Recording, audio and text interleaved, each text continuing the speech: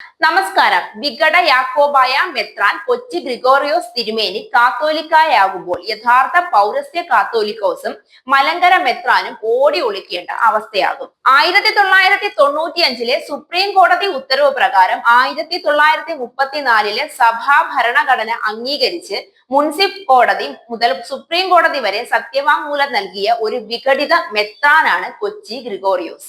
അദ്ദേഹമാണ് ഇന്ത്യൻ നിയമത്തെ വെല്ലുവിളിച്ച് ബദൽ കാത്തോലിക്കയാകുന്നത്.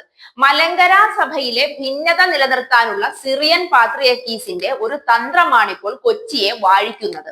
നാടുവാഴികളും ബ്രിട്ടീഷ് ഗവൺമെന്റും ഇന്ത്യൻ നിയമവും മലങ്കര നസ്രാണിക്ക് അനുവദിച്ചതാണ് മലങ്കര മെത്രാൻ സ്ഥാനം. അത് നൈസായി കൊച്ചി വിഘട മെത്രാൻ അങ്ങ് എടുത്തെടുത്തു. വിദേശ പത്രിയാർക്കീസ് വന്ന് മലങ്കര മെത്രാന്റെ സ്ഥാനം പത്രിക്കീസിന്റെ ഔദാര്യം എന്ന കണക്കെ മുഖ്യമന്ത്രിയെ സാക്ഷിയാക്കി കൊച്ചി തിരുമേനിക്ക് നൽകി.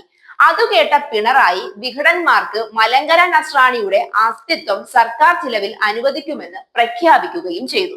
സഭ എന്റേതെന്ന തിരിച്ചറിവ് ഇന്നത്തെ ഓർത്തഡോക്സ് വിശ്വാസികൾക്ക് ഇല്ലാതെ പോയോ?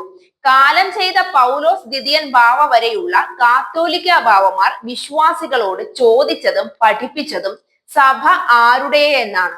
വിശ്വാസി പറയും ബാവ തിരുമേനിയുടേതാണ് എന്ന്, അല്ല സഭ നിന്റേതാണ്, അതായത് വിശ്വാസികളുടേതെന്ന്. ഇന്ന് കാത്തോലിക്കമാരെ കൊണ്ട് കാൽ തട്ടി നടക്കാൻ പറ്റാത്ത അവസ്ഥയാണ്. ആഗമാന പൊതുപിതാവ് ക്ലിമിസ് കാത്തോലിക്കോസ് തിരുവനന്തപുരത്ത് വാണരുളുന്നു.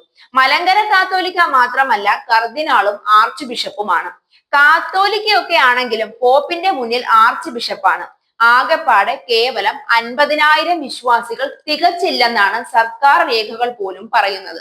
ഇനി ഇവർ തമ്മിലടി കൂടുമോ എന്നാണ് സംശയം. കാരണം ഇവരിൽ ആരാണ് യഥാർത്ഥ പൗരസ്ത്യ കാത്തോലിക്ക? പൊതുജനം എങ്ങനെ തിരിച്ചറിയും? യഥാർത്ഥ മലങ്കര മെത്രാനും കാത്തോലിക്കയും ആരെന്ന് ഇന്ത്യൻ നിയമം വ്യക്തമായി അംഗീകരിച്ചിട്ടുണ്ട്. അത് പൊതുസമൂഹത്തെ ബോധ്യപ്പെടുത്തണം.